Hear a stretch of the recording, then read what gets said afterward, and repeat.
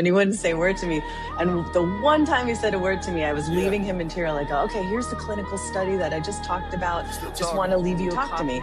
And he goes, great. I really needed more toilet paper in the restroom. When the doubt gets loud, but answer that call. Vision ain't real till you grind at speed, so breathing deep. Then call the damn leads. Call the damn leads. Hey, welcome back to Call the Damn Leads, the show by sales professionals for sales professionals. I'm your host, Drewbie Wilson. With more than 2 decades in sales, I've seen it, been through it, heard about it. Now I'm bringing those stories to you, my favorite people in the world, the sales community. Because let's be honest, this is the greatest job on earth. It doesn't matter where you come from, what background, what personality type, or what gender. You can make an amazing life in sales. And today's guest is no stranger to the journey. I'd like to welcome Christine Valdes to the show. How are you? Good. Great to be here. I'm excited to be here. I know we were having some fun off camera before we got started, so I want to jump right in. I want to hear your craziest sales story. My craziest sales story. Okay. So I've been in the pharmaceutical industry a long time, and it was the first year I was a sales rep, the very, very first year. And it was probably like the first 3 months I'm calling on these new physicians, nurse practitioner providers. And there's one physician, the hardest guy. I would come in to see him. I would literally go there every single week. So I'd come in to see him, and he would just look at me, and he wouldn't say a word to me. And I would try to talk to him, and he wouldn't say a word to me. And the one time he said a word to me, I was leaving him material. I go, okay, here's the clinical study that I just talked about. Just want to leave you a copy, and we can talk about it a little bit more the next time you talk to me. And he goes, great. I really needed more toilet paper in the restroom. I was like, what? I was like, what did you just say? And then he goes, just go put it in the restroom. I'm like, I tried to laugh it off, but he was completely serious, right? And so that kind of started off our relationship in that office. But over time, I was able to break him down. I just didn't let up. You build a thick skin when you're in sales, but you just don't let up. I mean, eventually he ended up being one of those guys that would review the clinicals with other doctors for us. So, he became a supporter of me as a person, but also a supporter of the products that we sold. He believed in it, but took a while. But yeah, we started off there. I gotta know, did you walk in and leave at least one copy in the bathroom for him? I did. I actually did. All right. I kind of laughed. I was like, how do I react to this? Do I laugh? Do I get mad? Right? Because you don't want to get the customer to be mad at you because I'm going to go back there again. So I'm like, okay. And I remember tapping it on the top of the toilet, right? I just put it on top of the top. I love this story. It's so silly because this is one of those moments, and I think so many young sales professionals especially, they hit that brick wall, or they get that, I'm going to say, offensive response. Yes. Yours wasn't terrible, but like tiptoes the line, right? And especially for some, an older man talking to probably a younger woman at the time. Yeah. Probably were just like, he was like 60. I was like 27. Yeah. So I can see the dynamic there would be tough. And right, that could send some people back to their car like in tears, like, this is not for me. I can't do this. Yeah. You went the opposite direction. You're like, you know what? All right, screw it. Put it on the toilet. I'll be back next week. Exactly. And so I can imagine, especially in the pharmaceutical industry, being a woman, you definitely had some challenges in terms of getting that level of respect and authority. And I know this happens because this is just the way the world is, and we can look at it. So as you were going down that journey, what were some of the things that you recognized early on that were consistently happening that you kept running up against, and you had to find ways to like work through them or overcome that within yourself? Yeah, it's really interesting when you're coming into, and the pharmaceutical industry is different from other sales, right? You have a few more women than in other sales jobs. I started my sales career in telecom, so I sold phone lines for a CLEC, a competitive local exchange carrier, right? And so I was one of 2 women out of 50 men. So it's very different. Pharmaceuticals, it was more 50-50. But you're right. When you go into pharmaceuticals, you're coming in and there are older men, physicians, and you're trying to educate them on the product and, trying to tell them like, this is the best product for these type of patients, take a look at this. And you have to get past this guy's a doctor, I'm not a doctor. He's been doing it 25 years. I've only been selling this for 6 months. How am I an expert at this job, at this product? And then just the tonality that some of the not all of them. I mean, there's some really fantastic physicians out there. But when I started 30 years ago, there were more men than there are women physicians now. So just the tone they would use. And I remember getting patted on the shoulder a couple of times, like, oh, that was sweet. That was sweet, Christine. So trying to get past that and trying to show that you do know what you're talking about. Like, dude, I have a degree in chemistry. I've been trained on this product for 9 weeks. I know the ins and outs of this disease state, probably a little bit more than you do because you got a little sliver of it when you were getting your degree in family practice, right? And not to underscore all the education the physicians have. I'm just trying to say that I'm living it every day, day after day after day after day. And so when you have that consistency and you're talking about it and you're living that disease state all day long and talking about people, you just get a little bit more exposure to it versus the physician who gets slivers of it throughout the week or month, right? And so just really believing in my ability and what I know and believing that I am an expert at what I'm doing and that, yeah, I may not have as much experience, but my drive to know it really well was there. So that number one was that confidence in that. And then number two, getting past that was I really had purpose. Like to me, I came into the role, in any sales role, my purpose is really to, like when I've been in pharmaceuticals a long time now, right? And so I really believe that what we do is important. Some people don't like what we do, right? But I really believe that it's part of what we do is we're providing this information and we're trying to help as many patients as possible. My product isn't going to be the best product for everybody or the product that I'm selling at the time. It isn't. It's up to the physician. But I'm going to give as much information to the physician. When I was in actual sales rep, I'm going to give as much information to the physician so that they can make the right decision for their patient. If I don't come there giving that information, he or she may not know, right? So I see a purpose in what we do every single day. So that's how I've got past it. Yeah. I love that. And one of the things I want to touch on there, because I think it's really important to call out, is ego. Mm-hmm. And on both sides, right? There's egos from the doctors because, hey, I'm a doctor and I've gone to school and I have all these degrees and certificates and blah, blah, blah, blah, blah. And like, again, not to underscore the amount of effort it took to get where they are. However, we all know that, if you want your car fixed, you can go to any old mechanic. But if you have a Lamborghini, you can't just go to any other random mechanic, you can't. right? You can't. So it's the same thing. And I want the salespeople to recognize that in ego, you're going to have to overcome some of that from some people who are well educated or who do really understand the product or service that you're providing. So you're going to have to prove yourself as an authority and an understanding expert. That does not mean you have to know everything. Mm-hmm. You have to be pretty well versed in it, though, like at least not be BSing people.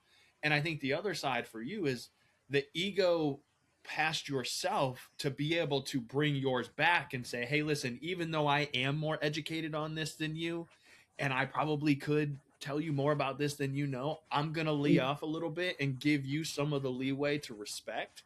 And that meeting in the middle there is where you win the relationship. Yeah. Because in that, in that space, I would imagine there's a lot of other reps with similar products that are trying to win the attention of these people, right? And there's so hundreds, where you separate yourself. So that's where I want to go next. As you're in an industry, maybe you're in an insurance or real estate, and there's hundreds of other reps that are doing the same thing that you're doing. What did you do to separate yourself from everybody else? Yeah, because so I was, and I'm going to use experiences when I was a rep, just so for your listeners, because I think they're in the sales process now.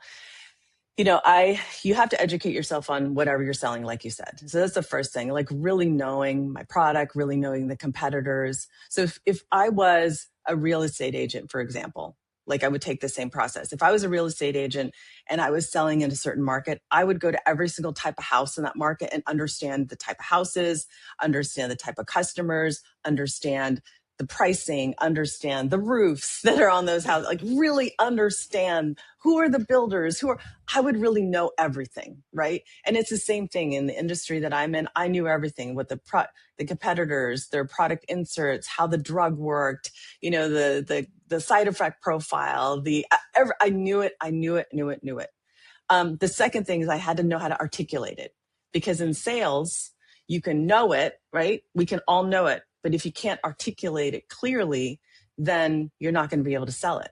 And I realized I was really good at knowing it when I first started. I was not good at articulating it. I was good at chit-chatting with people, and I was good at the science because I had a science background, and I was good at, all the analytics and looking at the numbers. I was not good at speaking and actually clearly stating what I needed to say. And I think what I learned through time as I started reading a lot of books on selling, it wasn't just about knowing, but it was articulating it, how you place your words, the word placement, the type of question you start off with. You start with an open-ended question. Do you start with a closed-ended question and then move them into an open-ended question? How many questions do you ask? Do you ask 3 questions in a row, or do you ask 2? And then, right? There's like a nuance. There's a nuance to sales. And I think people don't realize it, right? When you're talking to a customer, like really setting up that pattern of the conversation. Like, when do you give a feature of your product? Is it after the first question, or is it after the first question and after an assumptive close, and then you give a feature? So I really, really got good at formulating how to place words, the type of words you use, how you start a sentence. So I got really, really good at that, so that I can take everything that is in my head and it comes out of my mouth, but it comes out the right way, right? And then the third thing was really, really listening, because when you first get into sales, you're so busy thinking about what you're going to say next. Right? You're like, okay, what did he say? But let me just tell you more about the next line of my script. Exactly. Okay, this is going to create this sort of reaction. Exactly. Here's a feature, here's a benefit. Here's a feature, here's a benefit. Don't give me an objection, right? Yeah. So you get, you would go back to your script, and part of that was really like listening, but you can't listen until you really know. You can't listen to the customer until you know your product. You can't listen to the customer until you get the nuances of how you're going to say everything. And I basically I learned everything. I memorized how I was going to say everything. And I created this like decision tree. So I had this tree, right? I had this tree, like if I ask this question, what are the possible answers? So say, for example, you go into an office, it's your first time going to an office, and say, hi, I'd like to talk to the owner, or I'd like to talk to the doctor. And they say, they don't see sales reps. What do salespeople typically say? They go, okay, thanks, here's my card. I had an answer for that. They don't see sales reps. Well, can I see them can I come after lunch and talk to them? It wasn't like an answer, but I knew it wasn't really the answer. Like, I knew that when they say they don't see a sales rep, it's either true or you're just smoke screening me to get out of there. It's for me to get out of there. So my answer was like, oh, like I didn't understand him. Oh, well then I'll come back after lunch. Right? So like, and they'll say, no, he doesn't see sales reps. I go, okay, well, do you do it lunches? Is there a break? So I always had like another, or I would do it assumptively. I'll say, oh, he doesn't? Okay, well, I'll set up a lunch then. And so it really took the receptionist or this gatekeeper for a spin, but I had all my answers already planted based on my decision tree. And so whatever they said, I would have different answers. And then based on the answer to that answer, I already had an answer. So I kind of memorized this whole decision tree process, and it took me through all of that. So those were probably the top things that I did in the beginning.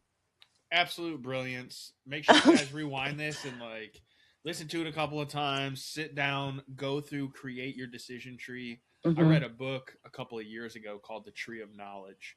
And it's a fictional book, but it's really good because it falls right in line with what you just said. It's understanding that for every action, there's a reaction.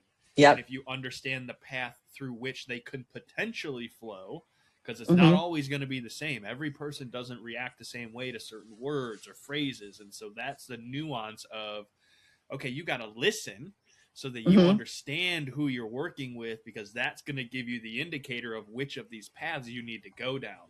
And if you're not Yeah. listening, you're just picking a path at random, which is why you're getting random reactions. And so, Mm-hmm. Christine, that was just a master class. Oh, And I thanks. appreciate that, because most people skip over it. They don't really think about the layers that are involved with becoming a really true professional in this Yeah. space. And I know that, over the years you did such a great job. You've been able to elevate and kind of progress Mm-hmm. through the space. So where are you now, and what are you really focusing on in this current season? Yeah, right now I'm a leader of a big sales team. So I work for a big pharmaceutical company, and I have a region, which is nice because it's more compact. Because my last job, I had the nation. It's too big. That's a lot. But I have a lot. I got a lot of people, almost 100 people on my team, probably like 80. I don't know. It's a big number. And so my core job right now is developing my leaders who are developing the people. Right. That's the core of what and so it's different than when I first started as a salesperson. So I'm trying to develop the leaders so that they can become good developers of people, so that they multiply the people they have. And when I say multiply, I'm saying they're leading the salespeople so that they build their confidence, right? With consistency, you build confidence. So they have to be consistent to build that confidence. I'm trying to teach my leaders that they have to build capability. They have to develop that capability. You can't ask people to hit the metrics. You can't ask people to do the sales role if they don't have the capability to do it. And then I'm also teaching my leaders to really have clarity. Because if the salesperson has confidence through consistency, has capability to do the job, and has clarity on what they can do, then they take ownership in their selling and they can run. And then you end up multiplying people, you end up multiplying salespeople. So my ultimate goal in doing that is if I can take these leaders and in essence take these salespeople and they come to my team and leave better, then I've done what I'm supposed to do. It's always fun to see someone's progression through the different seasons of life and entrepreneurship. And even though you're kind of in a corporate world, you operate from an intrapreneurial space, right? You have that ownership mentality. You treat it as if you are the job. Like, I am the job. I forget what's the phrase Jay-Z said. It's like, I'm not a businessman, I'm a business man. Yeah. And I think that it's that level of ownership in your success that really I appreciate, and I know sets the tone for other leaders, because this is something I really see a lot in the space, especially corporate. Yeah. Not to go hating on corporate, y'all, but Don't hate on corporate. Come on.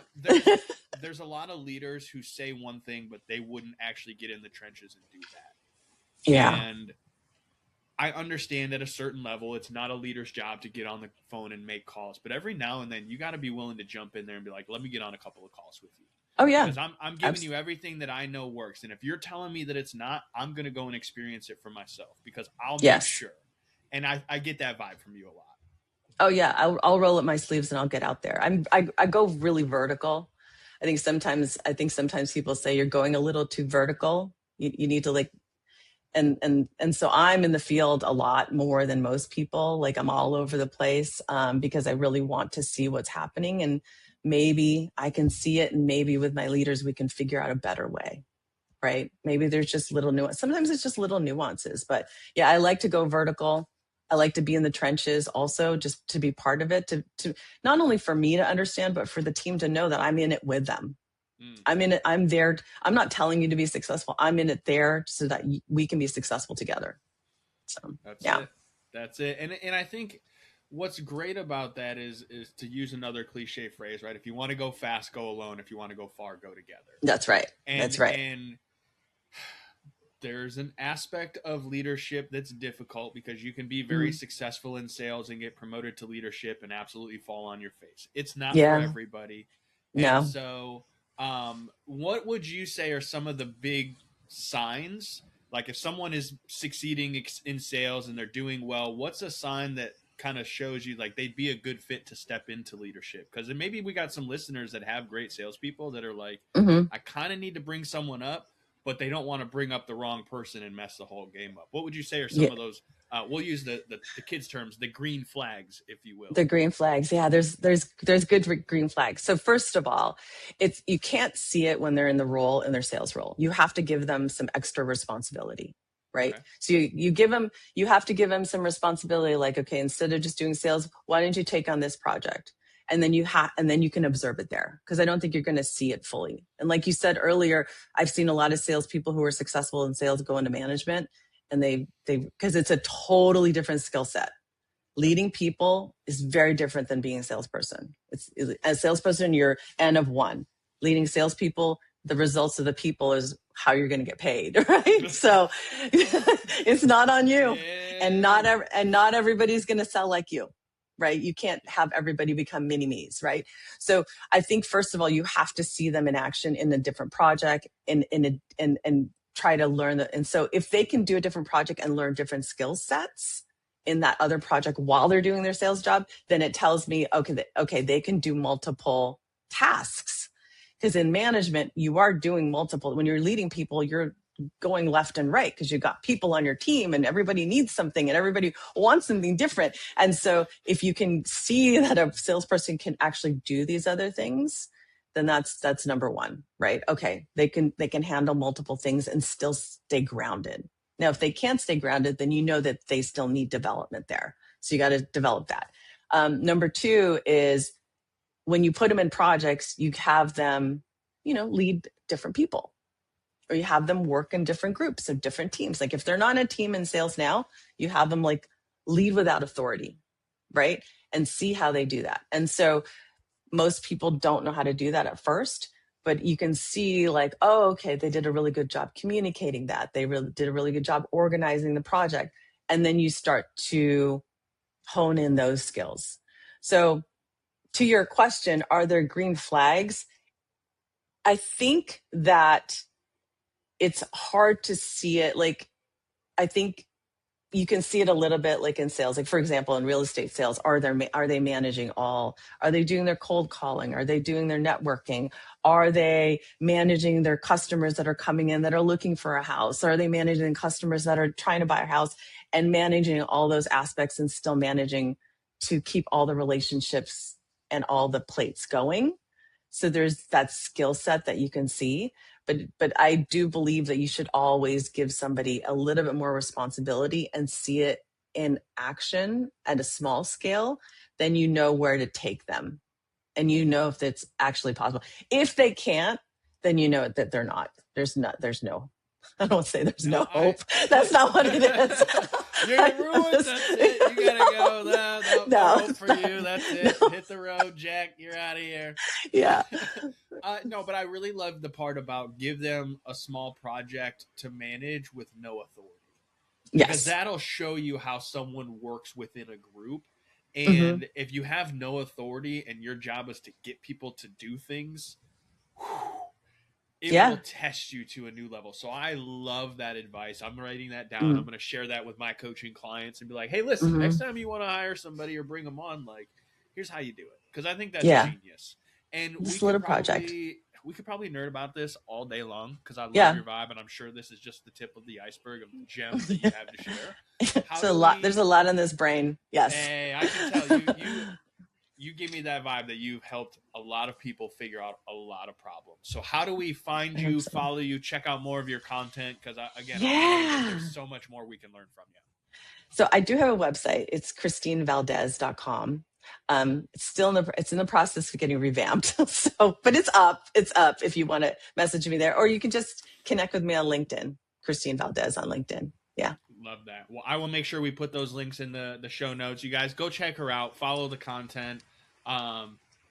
This is stuff that you have to know if you want to grow and scale a business. And so it starts with the basics, but it comes back to you. So Christine, thank you for taking time out of your day to be here. Thank you. Thank you, Drewbie. This is fun. Absolutely. Listen, if you guys like the show, share it on social media. Tag us over on LinkedIn, me and Christine. Let us know that you got some value out of this thing.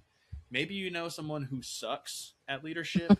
like they're really, really failing at it, you don't have to tell them that. But like send them this episode. Tell them you heard it. You were thinking about them, that you think they might enjoy it. And then bring your own stories. We'd love to have you as a guest. Everybody in sales has a crazy sales story. So head over to callthedamnleads.com/podcast. Sign up. Send us your details. While you're there, grab a hat, sweatshirt, keychain, book, something fun. Spread the Call the Damn Leads movement, because you know what you got to do now? You got to go pick up the phone. You got to call the damn leads. We'll see you guys next time. When the doubt gets loud, but answer that call. Vision ain't real till you grind at speed, so breathing deep.